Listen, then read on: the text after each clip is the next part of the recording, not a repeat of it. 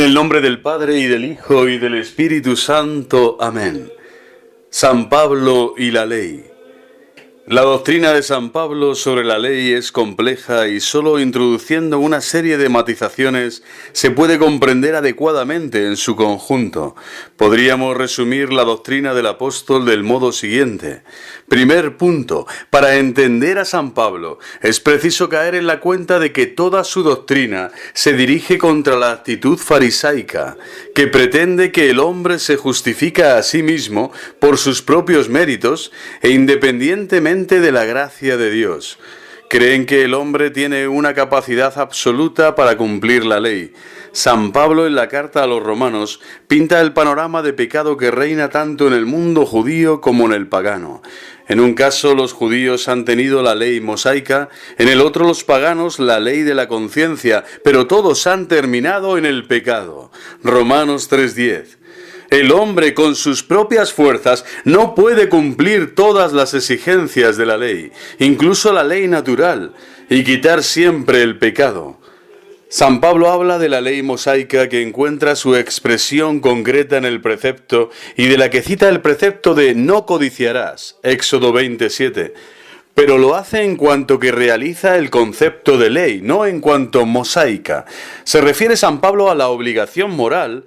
Tampoco los paganos que tienen la ley de la conciencia han cumplido sus exigencias. Esta es la tragedia del hombre sin Cristo. La ley le marca el camino a seguir, pero no le da la fuerza para seguirlo. El hombre solo con la ley termina en la impotencia y la exasperación.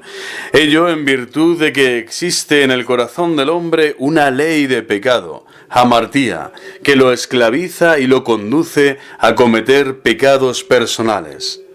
Y avanzamos en la doctrina paulina en un segundo punto.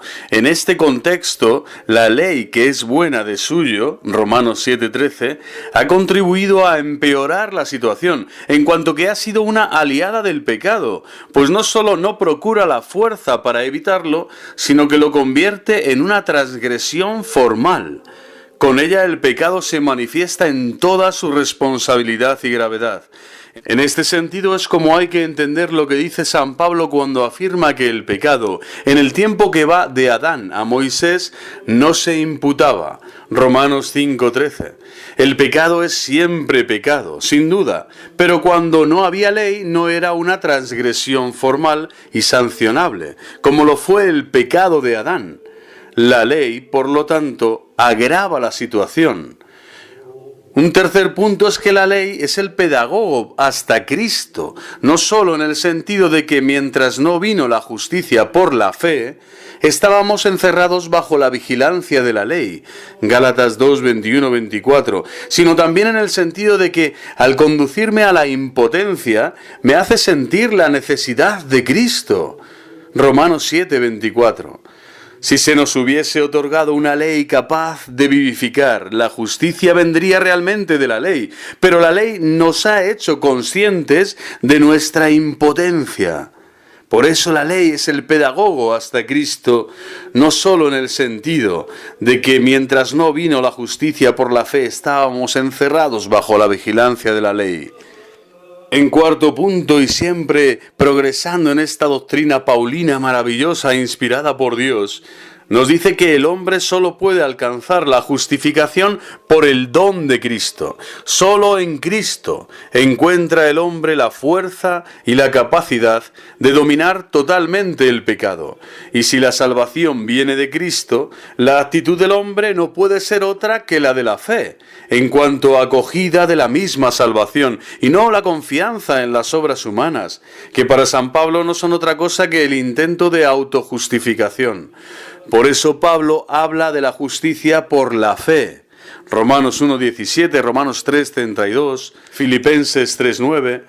Lo que hace San Pablo es contraponer el régimen de la ley, pretender cumplir la ley solo con las propias fuerzas, lo cual es imposible, y el régimen de la fe, aceptar que el hombre solo puede cumplir todas las exigencias de la ley con la gracia de Cristo. Sin Cristo el hombre termina en el pecado, termina dominado por el demonio. Un quinto punto de la doctrina paulina es que esta fe, que es un don de Dios, es al mismo tiempo un acto responsable del hombre. Se trata de una fe activa que actúa y que debe ir guiada por la caridad. Gálatas 5:6. La fe que debe llevar a la acción según la ley de la caridad. Gálatas 5:13-14. Y un sexto punto es que, de hecho, San Pablo sigue manteniendo la ley como guía y criterio de conducta y como condición para la salvación. Ni los impíos, dice, ni los idólatras, ni los ladrones, ni los ávaros, ni los borrachos, ni los ultrajadores, ni los ladrones heredarán el reino de Dios. 1 Corintios 6, 9, 10. Hay otros códigos en San Pablo como Gálatas 5, 19, 20. Lo de menos es que tales códigos tengan en San Pablo alguna influencia estoica. Lo decisivo es que hay preceptos que deciden sobre la salvación del hombre. La Iglesia ha ido aceptando el código del Decálogo, que por otro lado es una ratificación de la ley natural. La antítesis que San Pablo establece entre la ley y Cristo es esta. La ley es guía de conducta, pero no me da la fuerza para seguirla. Es Cristo y solo Cristo el que me da tal fuerza y el que me salva. En este sentido la ley es inútil, pero en su sentido didáctico de orientar la acción y de criterio objetivo de comportamiento no pierde su vigor. En este sentido, San Pablo no suprime la ley, más bien la afianza. Entonces, por la fe, ¿privamos a la ley de su valor? De ningún modo, más bien lo afianzamos. Romanos 3:31. La ley nueva del Evangelio.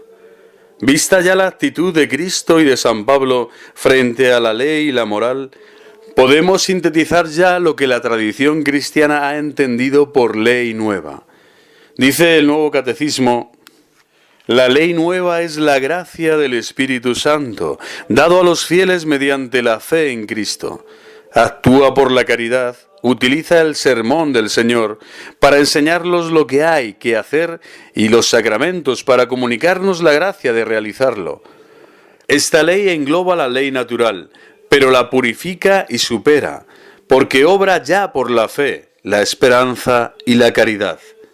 La exigencia del amor a los enemigos es un estilo nuevo de vida que el hombre no puede cumplir con sus propias fuerzas. Es la ley del amor que nos impulsa a amar a los demás con el mismo amor con el que Dios nos ama. Juan 15, 12. En muchas ocasiones, la fe y la esperanza implican para nosotros exigencias nuevas y desconocidas para el hombre que carece de ellas. El cristiano mantiene su esperanza y sigue amando allí donde el hombre sin Cristo sucumbe ante la impotencia. El cristiano lo vive todo ya desde la fe, porque cuenta con Dios y con su providencia para todo. Le da no solo la energía para seguir, sino un horizonte nuevo de compromiso y amor. La ley nueva es llamada ley de amor porque hace obrar por el amor que infunde el Espíritu Santo más que por el temor.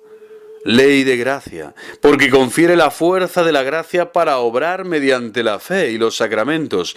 Ley de libertad, porque nos libera de las observancias rituales y jurídicas de la ley antigua, nos inclina a obrar espontáneamente bajo el impulso de la caridad y nos hace pasar de la condición del siervo, que ignora lo que hace su Señor, a la de amigo de Cristo, porque todo lo que he oído a mi Padre, os lo he dado a conocer.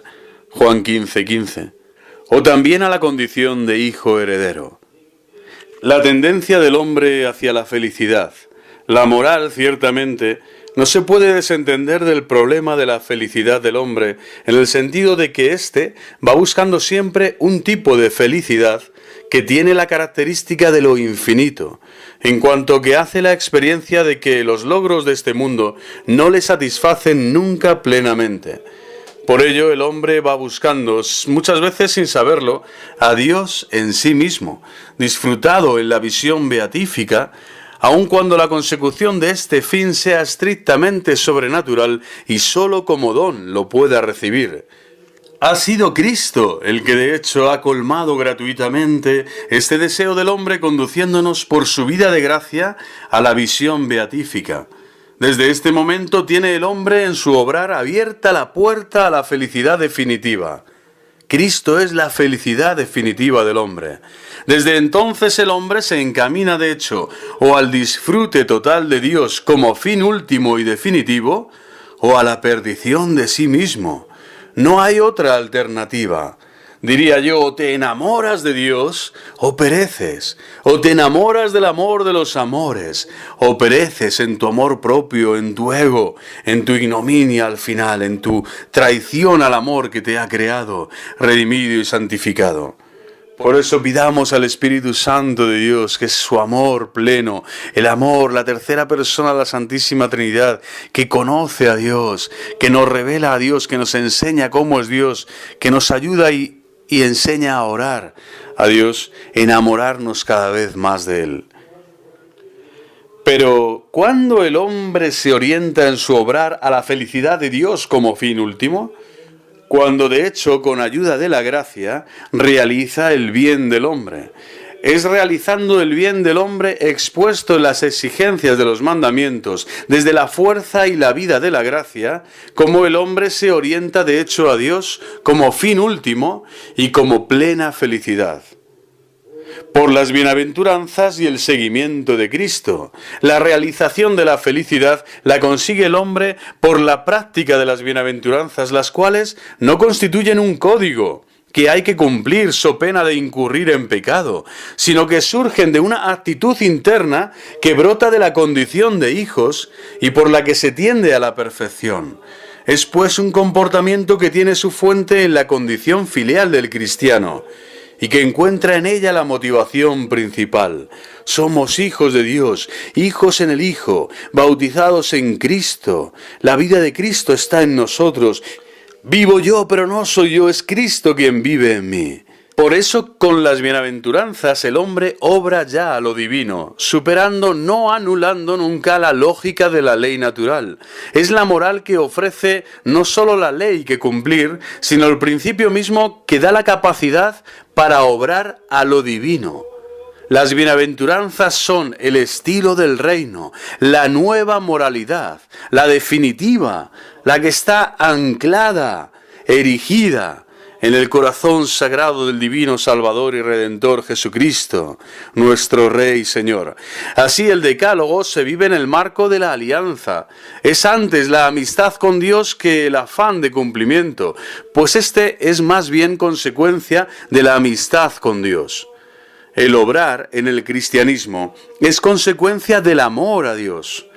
El decálogo no es ya una valla, una carrera de obstáculos, un muro que se levanta, que no se puede traspasar, sino que con su función positiva se convierte en guía del hombre hacia el reino de Dios.